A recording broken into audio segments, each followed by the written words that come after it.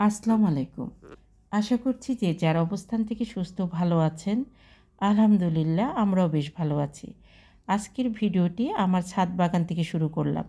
আমার ছাদে খুব ছোট্ট পরিসরে একটা কিচেন গার্ডেন আছে।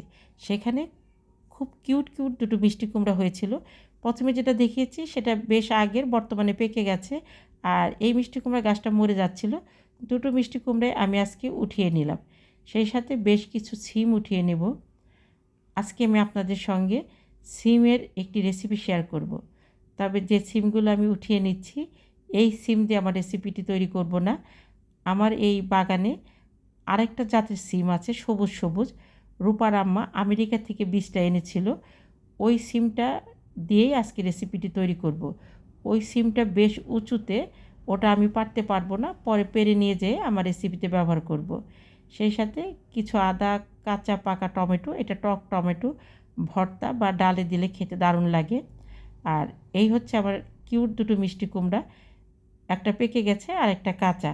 আটতলার উপরে ছোট্ট টবে এই যে সবজিগুলো হয়েছে, এটার আনন্দ বলে বোঝাবার মতো নয়। আমন্ত্রণ জানাচ্ছি দিলরুবার হেসেলে। অনুরোধ করব লাইক দিয়ে আজকের রেসিপিটি কন্টিনিউ করবেন। আশা করছি রেসিপিটি আপনাদের কাছে অনেক ভালো লাগবে।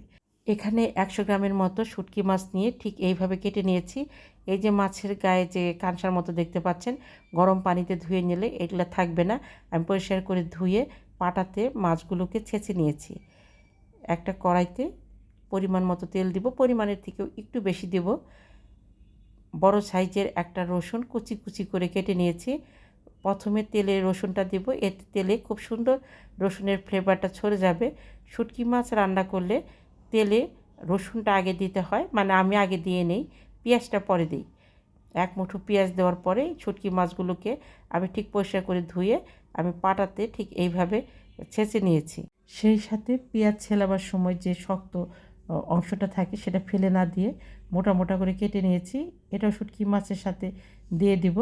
এইভাবে পেঁয়াজের যে মোটা অংশটা আছে এটা ফেলে না দিয়ে বিভিন্ন সবজি ভাজি, মাংসের তরকারি বা মাছের ভুনার ভিতরে দিলে খেতে ভালো লাগে। আমি এই মোটা অংশটাকে কখনোই ফেলে দেই না। 2 মিনিটের মতো লো টু মিডিয়াম হিটে পেঁয়াজ এবং শুটকি মাছটাকে তেলের সঙ্গে ভেজে নিয়ে খুব সামান্য লবণ দিব। লবণ টেস্ট অনুযায়ী দিতে হবে। এখানে আমি হাফ চা চামচেরও কম আদা রসুনের পেস্ট ব্যবহার করব। আদা হজমের সহায়ক, কাজেই আমি সব তরকারিতে কম বেশি আদা ব্যবহার করার চেষ্টা করি।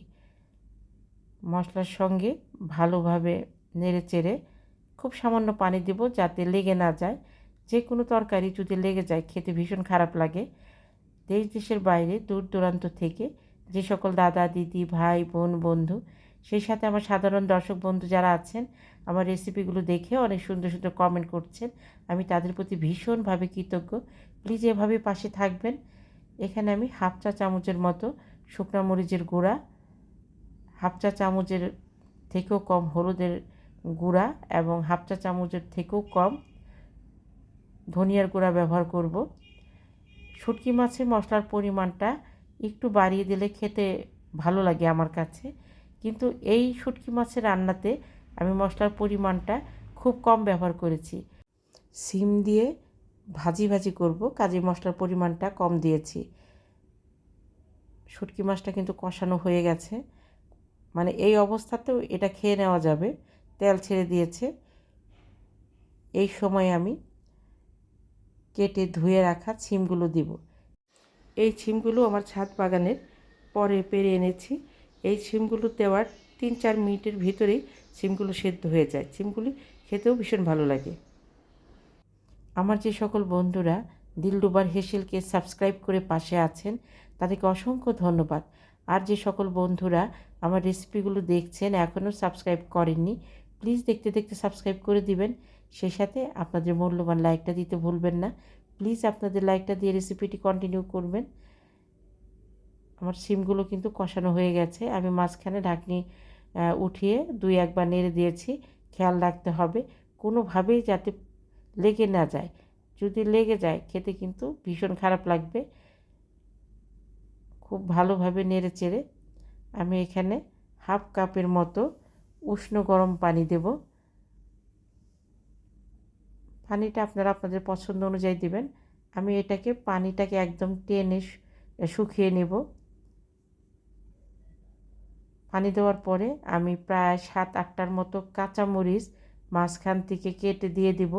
ঝালটা আপনারা আপনাদের পছন্দ অনুযায়ী দিবেন। যেহেতু এটা আমি ভাজির মতো করেছি বা চচ্চড়ির মতো, সেই জন্য আমি এখানে মশলা খুব একটা ব্যবহার করিনি। কাঁচামরিচটা দেওয়ার পরে খুব একটা বেশি সময় রান্না করব না। আমি ঢেকে 3-4 মিনিটের মতো রান্না করে গ্যাসের ফ্লেম বন্ধ করে 3-4 মিনিট দমে রাখার পরে সার্ভিং ডিশে বেড়ে সার্ভ করছি। সিম থাকা অবস্থায় অনুরোধ করব অবশ্যই এই রেসিপিটি একবার ট্রাই করবেন। এর স্বাদ কখনোই ভুলতে পারবেন না। আপনাদের সকলের সুস্বাস্থ্য কামনা করে বিদায় নেব। নিজে ভালো থাকবেন, অন্যকে ভালো রাখবেন। আল্লাহ হাফেজ।